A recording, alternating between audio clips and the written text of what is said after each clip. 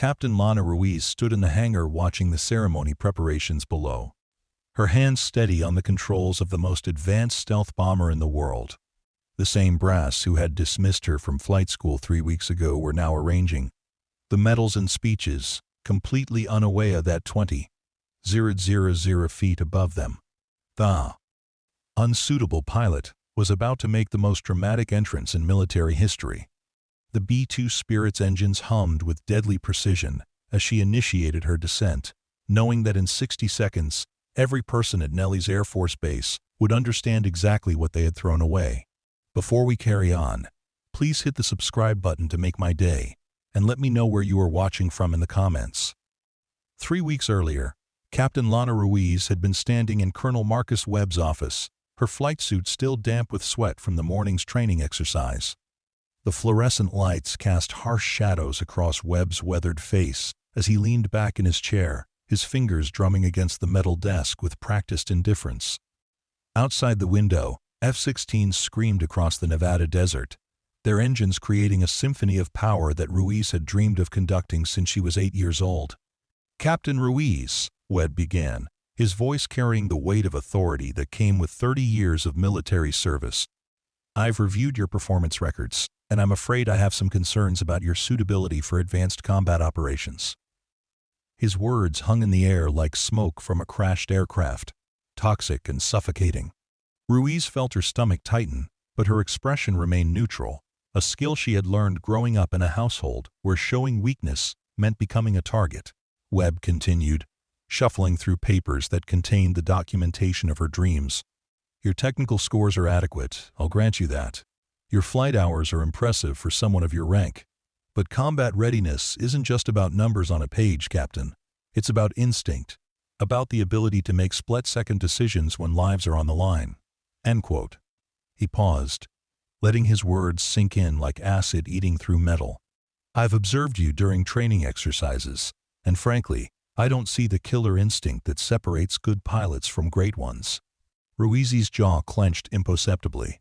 She had heard these words before, variations of the same theme that had followed her through her entire military career. Too soft, too hesitant, too emotional.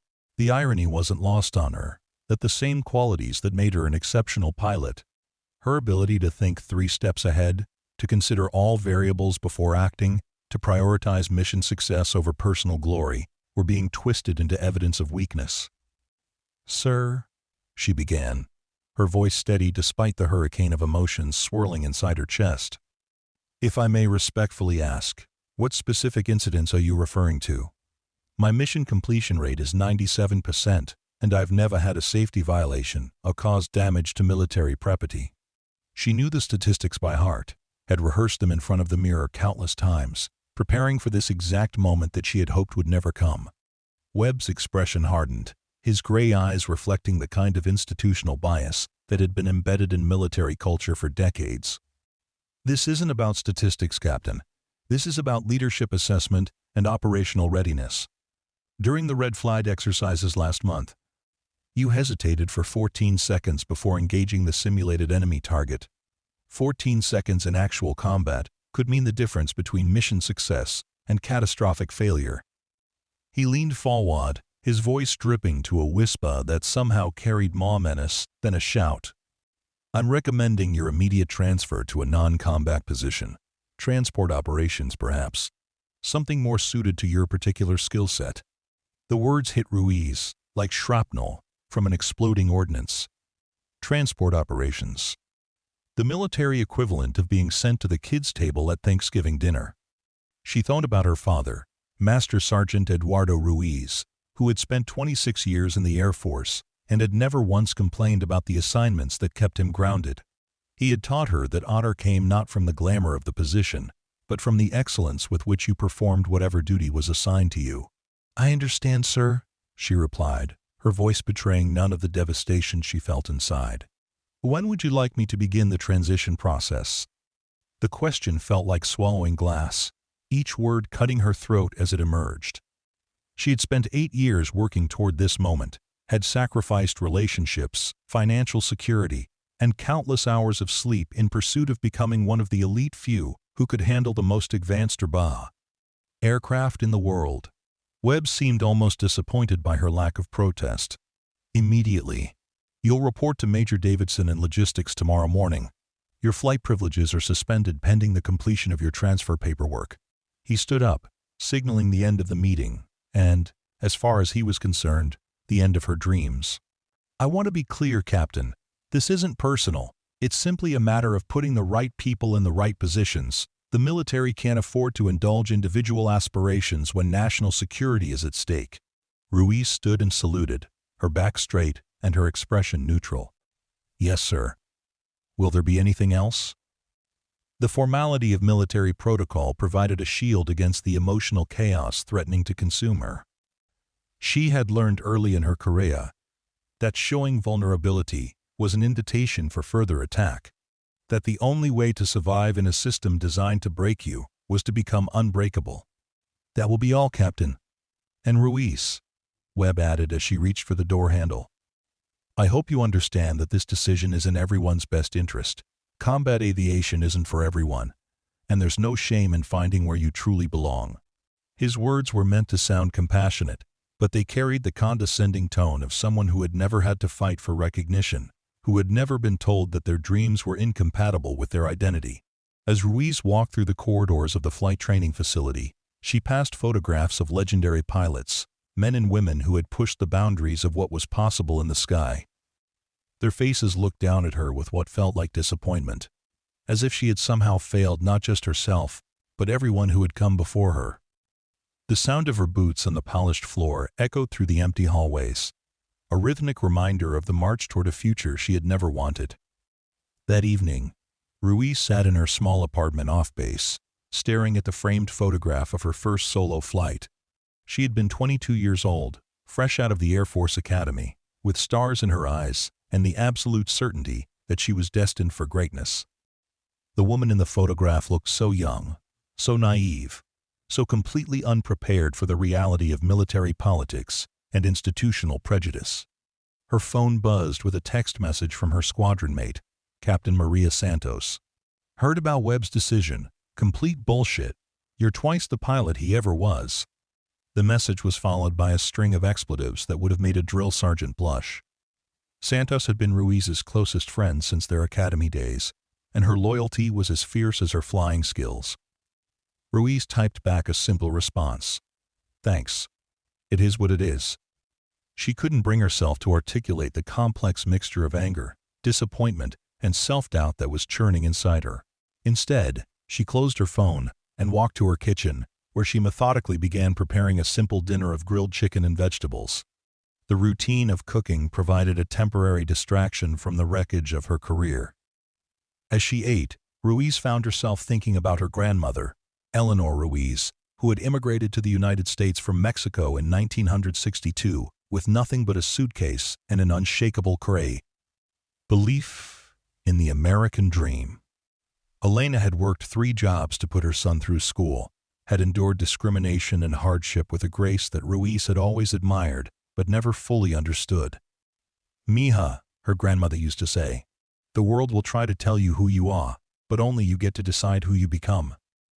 The next morning, Ruiz repeated to Major Davidson I instructed. The logistics office was located in a windowless building on the far side of the base, as far from the flight line as possible. Davidson, a thin man in his 50s, with the permanently harried expression of someone drowning in paperwork, looked up from his computer screen with barely concealed annoyance. Captain Ruiz, I presume, he said, gesturing to a chair across from his desk. I'll be honest with you, I wasn't expecting this transfer. We're not exactly equipped for someone with your flight experience. Most of our personnel are straight logistics specialists, never been in a cockpit. He paused, studying her with the clinical interest of a scientist examining a specimen. This is going to be an adjustment for both of us. I understand, sir, Ruiz replied, her voice steady despite the surreal nature of the situation. I'm prepared to do whatever is necessary to contribute to the mission. The words felt like lies even as she spoke them, but she had learned that sometimes survival required performing a version of yourself that bore little resemblance to who you actually were. Davidson handed her a thick folder, filled with supply chain documentation, and inventory reports. Your primary responsibility will be coordinating equipment deliveries and maintaining accurate records of all materials coming through the base. It's not glamorous work, but it's essential to operations.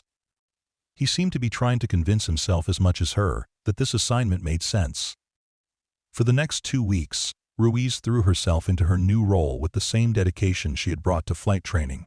She reorganized filing systems, streamlined procurement processes, and identified several areas where efficiency could be improved.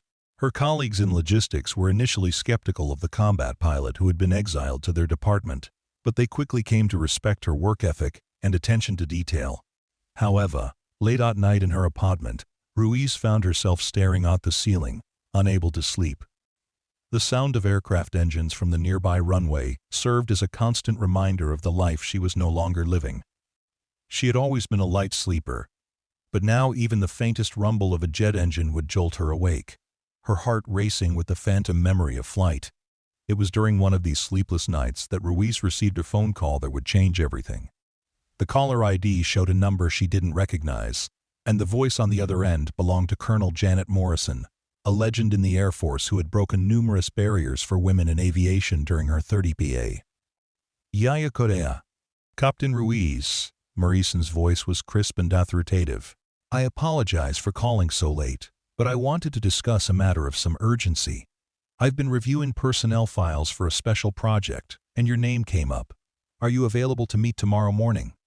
Say 0800 hours at the Starbucks on Desert Inn Road? The location was off base, which immediately signaled that this was not an official military meeting. Yes, Mom, Ruiz replied, her curiosity overriding her caution. May I ask what this concerns? She had never met Morrison personally, but every pilot in the Air Force knew her reputation. She was the kind of officer who commanded respect, not through intimidation, but through demonstrated competence and unwavering integrity. Let's just say that reports of your unsuitability for combat operations have been greatly exaggerated, Morrison replied with what sounded like amusement in her voice. I'll see you tomorrow morning, Captain. And Ruiz, bring your flight suit. You might need it. The line went dead, leaving Ruiz staring at her phone in bewilderment. The next morning, Ruiz arrived at the coffee shop 15 minutes early, her flight suit folded neatly in a gym bag. Morrison was already there, sitting in a corner booth with a clear view of the entrance. She was smaller than Ruiz had expected, probably no more than 5 feet 4 inches tall, but she carried herself with the confidence of someone who had never met a challenge she couldn't overcome. Captain Ruiz. Morrison stood and extended her hand. Thank you for coming. Please sit down. I know you must be curious about why I asked to meet you. She gestured to the chair across from her, and Ruiz noticed that despite her casual clothes, Morrison's posture retained the military bearing that never fully leaves a career officer. Yes, ma'am, Ruiz replied, settling into the chair. I have to admit, I'm intrigued. It's not every day that a colonel wants to meet for coffee off base. She tried to keep her tone light, but the intensity in Morrison's eyes suggested that whatever was about to be discussed was anything but casual. Morrison leaned forward, her voice dropping to a whisper. What I'm about to tell you is classified at the highest levels, and I need your word that regardless of your decision, this conversation never happened. She paused, studying Ruiz's face for any sign of doubt or hesitation. There's a program, highly compartmentalized, that deals with the testing and evaluation of our most advanced aircraft systems. We need pilots who can think independently, who can adapt to situations that aren't covered in any manual. Ruiz felt her pulse quicken. What kind of aircraft systems, ma'am? The question came out before she could stop herself, her curiosity overriding her caution. She had spent her entire career dreaming of flying the most advanced planes in the world, and now it seemed like that dream might not be completely dead. The B-2 Spirit, Morrison replied, her words hanging in the air like a challenge. We're conducting a series of tests that require pilots with exceptional skill and judgment, the kind of pilots who hesitate for 14 seconds because they're considering all possible variables, not because they're afraid. She smiled, and Ruiz realized that Morrison had obviously read her personnel file and knew exactly why she had been transferred. The B-2 Spirit, the most advanced stealth bomber in the world, capable of carrying nuclear weapons and penetrating enemy AA defenses undetected. It was the kind of aircraft that existed in the realm of legends, flown only by the most elite pilots in the Air Force. Ruiz had never even seen one in person, let alone imagined that she might have the opportunity to fly one. "Ma'am," Ruiz began, her voice barely above a whisper, "I'm not sure I understand. My flight status has been revoked, and I'm currently assigned to logistics. I don't see how I could possibly be qualified for such a program." She was afraid to hope, afraid to believe that this conversation was real and not some elaborate, cruel joke. Morrison's expression grew serious. "Your flight status was revoked by Colonel Webb based on his assessment of your suitability for conventional combat operations. However, the program I'm describing operates under different authority and different criteria. We're not looking for traditional fighter pilots who rely on aggression and quick reflexes. We need pilots who can think strategically, who can operate independently in complex environments." End quote. She reached into her jacket and pulled out a sealed envelope. Inside this envelope are orders that will temporarily restore your flight status and assign you to a classified program designated as Project Nighthawk. If you accept, you'll report to Groom Lake tomorrow morning at 0600 hours.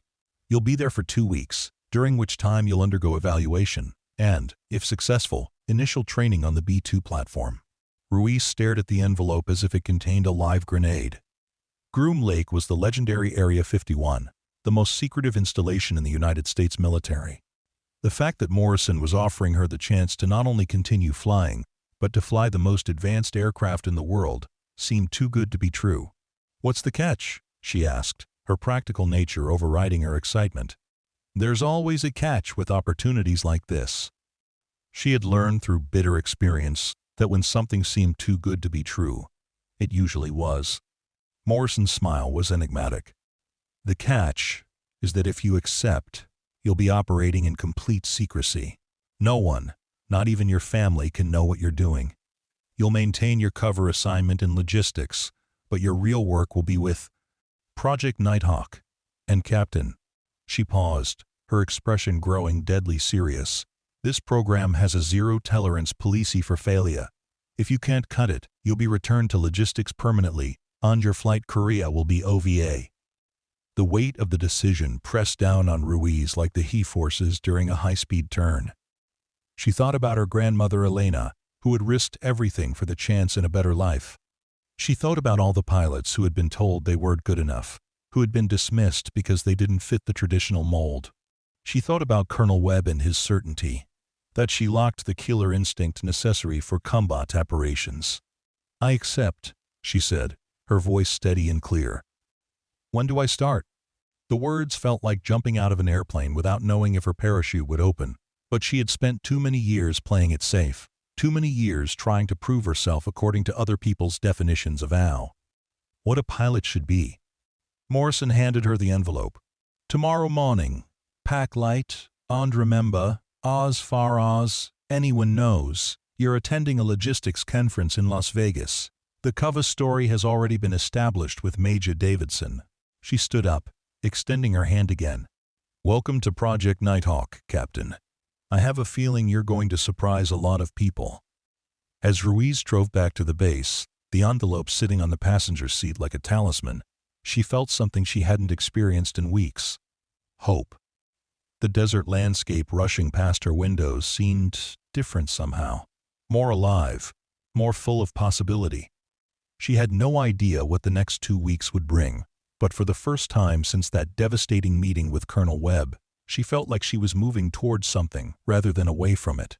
That evening she called her parents to tell them about the logistics conference, a lie that felt necessary but uncomfortable.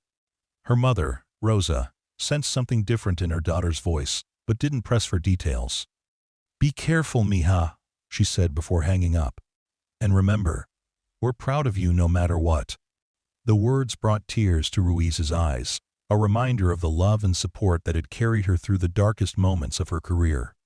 The next morning, Ruiz drove through the Nevada desert toward Groom Lake, her stomach tight with anticipation and fear. The landscape was harsh and unforgiving, a fitting backdrop for what she suspected would be the most challenging period of her life. As she approached the heavily guarded entrance to the facility, she wondered if she was making the biggest mistake of her career or taking the first step toward fulfilling her true potential. The security checkpoint was unlike anything she had experienced at conventional military bases. Her identification was scrutinized by multiple guards, her vehicle was searched thoroughly, and she was required to surrender her cell phone and any electronic devices. The message was clear. What happened at Groom Lake stayed at Groom Lake. Colonel Morrison was waiting for her in a nondescript building that could have been an office complex anywhere in America. "Captain Ruiz," she said with a smile, "welcome to the most interesting assignment of your career. Are you ready to see what you're really capable of?" The question seemed to hang in the air like a challenge, daring Ruiz to prove that she was worthy of the opportunity she had been given. The next 2 weeks were a blur of intensive training, technical briefings, and simulator sessions. Ruiz learned that the B-2 Spirit was not just an aircraft, but a technological marvel that required a completely different approach to flying. The stealth technology that made it invisible to radar also made it inherently unstable, requiring constant computer-assisted corrections to maintain level flight. Traditional pilot instincts could actually be dangerous when flying such an advanced platform. Her training instructor was Major Robert Hayes, a veteran B-2 pilot who had been flying the aircraft for over a decade. "The Spirit isn't like anything you've flown before," he explained during their first simulator session. "It's not about overpowering the aircraft or forcing it to do what you want. It's about working with the computer systems, understanding the aircraft's capabilities and limitations, and making decisions based on BRS. Information, rather than instinct." Ruiz found that her analytical approach to flying, the same quality that Colonel Webb had identified as a weakness, was actually an asset when flying the B-2. The aircraft's complexity demanded a pilot who could process multiple streams of information simultaneously, who could think several steps ahead, and who could adapt to changing conditions without losing sight of the MRI. Overall mission objective. During her final evaluation flight, Ruiz was given a scenario that would have been impossible for a conventional aircraft. Penetrate simulated enemy air defenses, deliver a payload to a target deep in hostile territory, and return to base without being detected. The mission required her to fly for 6 hours straight, making countless micro-adjustments to maintain stealth while navigating through a complex threat environment. As she guided the B-2 through the simulated mission, Ruiz felt a sense of completeness that she had never experienced before. This was what she had been born to do, what all of her training and experience had been preparing her for. The aircraft responded to her commands with precision and grace, and she found herself thinking not about the individual systems and controls, but about the mission as a whole. When she landed back at Groom Lake, Major Hayes was waiting for her on the tarmac. "How did it feel?" he asked, his expression unreadable. Ruiz had learned not to try to guess what her instructors were thinking, but she sensed that this question was more than routine debriefing. "Like coming home," she replied honestly. "Like everything I've done up to this point has been preparation for this moment." The words surprised her with their intensity, but she realized they were absolutely true. Flying the B-2 hadn't just been about operating an aircraft, it had been about discovering who she really was as a pilot. Hayes smiled for the first time since she had known him. "Congratulations, Captain. You've just completed the most challenging pilot evaluation in the Air Force. Welcome to the B-2 community." He extended his hand, and Ruiz shook it, feeling like she had just been inducted into a secret society of warriors who operated at the very edge of human capability. Colonel Morrison appeared from the hangar, her expression showing the kind of satisfaction that comes from a successful gamble. "Outstanding work, Captain. Your performance exceeded all expectations." She paused, studying Ruiz with the intensity of a general planning a campaign. "I have a proposition for you. In 3 days, Nellis Air Force Base is hosting a medal ceremony for distinguished service. Several high-ranking officials will be attending, including Colonel Webb." Ruiz felt her stomach tighten at the mention of Webb's name. "Yes, Mom. What does that have to do with me?" She tried to keep her voice neutral, but she suspected that whatever Morrison was about to propose would be anything but routine. "I want you to perform a flyover," Morrison continued, her eyes sparkling with what looked like mischief. "A demonstration of the B-2's capabilities for the assembled dignitaries. It would be educational, you might say, for them to see what our most advanced aircraft can do. The suggestion was delivered with the tone of someone discussing the weather, but Ruiz could sense the deeper implications. "Ma'am," Ruiz began carefully, "wouldn't such a demonstration require approval from multiple levels of command? The B-2 program is highly classified, and I'm not sure that a medal ceremony would be an appropriate venue for that kind of display." She was trying to be diplomatic, but she sensed that Morrison was suggesting something that went far beyond routine military protocol. Morrison's smile was enigmatic. "Captain, you're absolutely right that such a demonstration would require proper authorization, which is why I've already secured it. The flyover has been approved at the highest levels as part of a morale-building initiative." She handed Ruiz another sealed envelope. "Your mission briefing is in there. Review it carefully, and let me know if you have any questions." That evening, Ruiz sat in her temporary quarters at Groom Lake, reading through the mission briefing with growing amazement. The flyover was scheduled for 1,400 hours, precisely during the medal ceremony's opening remarks. She was to approach from the north at 20,000 feet, descend to 2,000 feet for the flyover, and then return to altitude for the flight back to Groom Lake. The timing was precise, the altitude profile was specific, and the approach vector was designed to maximize the visual and auditory impact of the BTW's presence. As she studied the flight plan, Ruiz began to understand the true nature of what she was being asked to do. This wasn't just a routine demonstration. It was a statement. A message to everyone at Nellis Air Force Base, but particularly to Colonel Webb, that the pilot they had dismissed as unsuitable for combat operations was now flying the most advanced aircraft in the world. The morning of the ceremony, Ruiz went through her pre-flight routine with the same methodical precision she had learned during her training. The B-2 sat in its hangar like a sleeping dragon, its angular surfaces absorbing light rather than reflecting it. The aircraft's stealth technology made it appear almost otherworldly, as if it belonged to a more advanced civilization. As she completed her systems checks, Ruiz thought about the ceremony taking place at Nellis. Colonel Webb would be there, along with the other officers who had participated in the decision to remove her from flight status. They would be standing in the desert sun, making speeches about honor and service and the importance of putting the right people in the right positions. At 1,330 hours, Ruiz received clearance for takeoff. The B-2 lifted off from Groom Lake with the grace of a bird of prey, its massive wings generating lift with minimal noise. As she climbed toward her cruising altitude, Ruiz felt the familiar sensation of leaving the Earth behind, of entering a realm where the rules were different and the possibilities were limitless. The flight to Nellis took 45 minutes, during which Ruiz maintained radio silence as instructed. The B-2's stealth technology meant that she was invisible to radar, a ghost moving through the sky undetected. As she approached the base, she could see the ceremony in progress, a small cluster of people gathered around a podium in the desert. At 1,355 hours, Ruiz began her descent from 20,000 feet. The ceremony was in full swing, with Colonel Webb at the podium delivering what appeared to be an impassioned speech about military values and the importance of maintaining standards. The assembled crowd was focused on his words, completely unaware that death was approaching from above.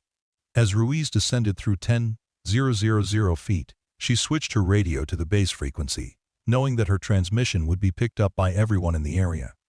"Nellis Tower, this is Nighthawk 1, requesting flyover clearance for ceremonial demonstration." Her voice was calm and professional, betraying none of the anticipation that was building in her chest. The response from the tower was immediate and confused. "Nighthawk 1, we have no record of a scheduled flyover. Please identify yourself and state your intentions." The air traffic controller's voice carried the kind of panic that comes from losing control of a situation that should have been predictable. "Nellis Tower, Nighthawk 1 is cleared for this demonstration at the highest levels, initiating flyover in 30 seconds. Ruiz could see the ceremony below her, could imagine the confusion and alarm that her radio transmission was causing. She descended through 5,000 feet, the B-2 picking up speed as it approached its target altitude. At the ceremony, Colonel Webb had stopped speaking, his attention drawn to the radio chatter that was being broadcast over the base's public address system. The assembled crowd was looking around in confusion, trying to understand what was happening. Several security personnel were speaking urgently into their radios, their faces showing the kind of concern that comes from a potential threat that they cannot identify or control. Ruiz leveled off at 2.00 feet and began her final approach to the ceremony site. The B-2 was moving at 400 knots, its massive triangular shape cutting through the IA like a knife through silk. At this altitude and speed, the aircraft would be visible for only a few seconds, but those seconds would be burned into the memory of everyone present. As she approached the ceremony site, Ruiz could see the crowd below her, their faces turned upward in amazement and fear. The B-2's engines, while quieter than conventional aircraft, still produced a distinctive rumble that seemed to come from everywhere and nowhere at once. The sound built slowly, like thunder rolling across the desert, until it reached a crescendo that made the ground vibrate. Colonel Webb's face was a mask of shock and disbelief as he watched the stealth bomber pass overhead. The aircraft was so close that he could see the details of its construction, the subtle curves and angles that made it invisible to radar. For a moment, he seemed to understand exactly what was happening, exactly who was in the cockpit of that aircraft. As the B-2 passed over the ceremony, Ruiz activated the aircraft's communication system one final time. Nellis Tower, this is Captain Lana Ruiz, completing authorized flyover demonstration. Returning to base. Her voice carried across the desert with crystal clarity, reaching every person present at the ceremony. The impact of her words was immediate and devastating. Colonel Webb's face went pale as he realized that the pilot he had dismissed as unsuitable for combat operations was now flying the most advanced aircraft in the world. The crowd erupted in confused chatter. Security personnel scrambled to understand what was happening, and the carefully orchestrated ceremony dissolved into chaos. Ruiz pulled the B-2 into a steep climb, the aircraft's powerful engines carrying her back toward the safety of altitude. As she climbed through 10,000 feet, she allowed herself a moment of satisfaction. The message had been delivered with precision and authority, and there could be no doubt about its meaning. The flight back to Groom Lake was uneventful, but Ruiz knew that the real consequences of her actions were just beginning. She had made a statement that would reverberate through the IAFOUS hierarchy, a demonstration of capability that could not be ignored or dismissed. Whether that statement would advance her career or destroy it remained to be seen. As she landed at Groom Lake, Colonel Morrison was waiting for her on the tarmac, her expression unreadable. "How did it go, Captain?" she asked, as Ruiz climbed out of the cockpit. The question seemed casual, but Ruiz could sense the intensity behind it.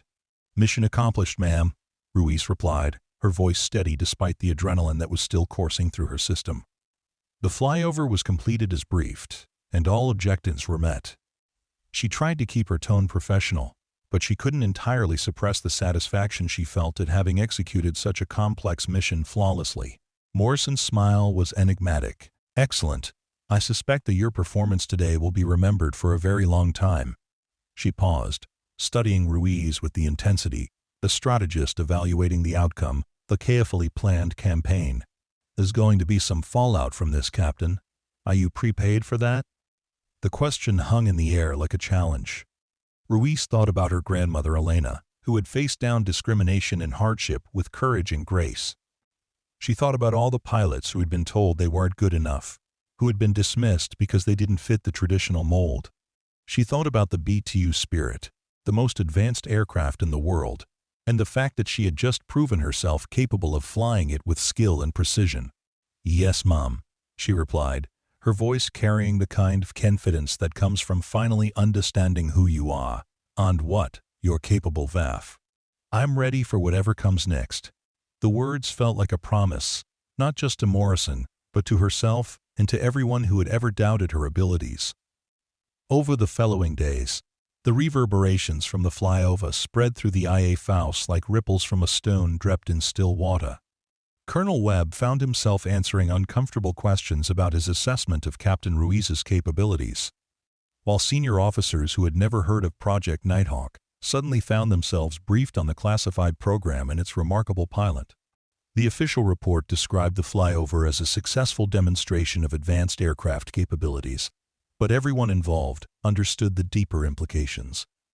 A pilot who had been dismissed as unsuitable for combat operations had just executed one of the most challenging missions in military aviation, flying an aircraft that represented the pinnacle of technological achievement. For Ruiz, the aftermath was a mixture of vindication and uncertainty. She had proven her point in the most dramatic way possible, but she also knew that her actions had consequences that extended far beyond her personal satisfaction. She had challenged the institutional assumptions that had shaped her career, and institutions had a way of fighting back against those who dared to question their authority. 3 weeks after the flyover, Ruiz received new orders that would change her life once again. She was being assigned to a permanent position with the B-2 program, with a promotion to major and a commendation for exceptional performance under pressure. The orders were signed by General Patricia Martinez, the highest-ranking woman in the Air Force, and they came with a personal note. Excellence has a way of making itself known, regardless of the obstacles placed in its path. As Maja Ruiz prepared for her new assignment, she reflected in the journey that had brought her to this moment. She had been told that she lacked the killer instinct necessary for combat operations, that she was too hesitant, too analytical, too different from the traditional model of a military pilot. Instead, she had discovered that her analytical nature, her ability to think strategically and adapt to complex situations, were exactly the qualities needed to excel in the most advanced aircraft in the world. The woman who had been dismissed from flight school had become one of the most elite pilots in the Air Force, flying missions that pushed the boundaries of what was possible in military aviation. She had proven that excellence came not from conforming to other people's expectations, but from having the courage to be yourself, even when the world told you that you weren't good enough. The B-2 spirit continued to serve as the backbone of America's strategic bombing capability, and Major Lana Ruiz continued to fly it with the same precision and dedication that had characterized her entire career. She had learned that sometimes the most powerful statement you can make is simply to excel at what you do, to prove through action rather than words that you belong in the cockpit of the most advanced aircraft in the world. Years later, when young pilots asked her about the secret to success in military aviation, Major Ruiz would tell them about a simple truth she had learned in the desert skies of Nevada, that sometimes the qualities that make you different are the same qualities that make you exceptional. The world might try to tell you who you are, but only you get to decide who you become. And sometimes, when the situation calls for it, the best way to make that decision known is to show up flying a B-2 spirit over the ceremony of those who tried to ground you, proving once and for all that their assessment of your capabilities was not just wrong, but spectacularly, unforgettably wrong.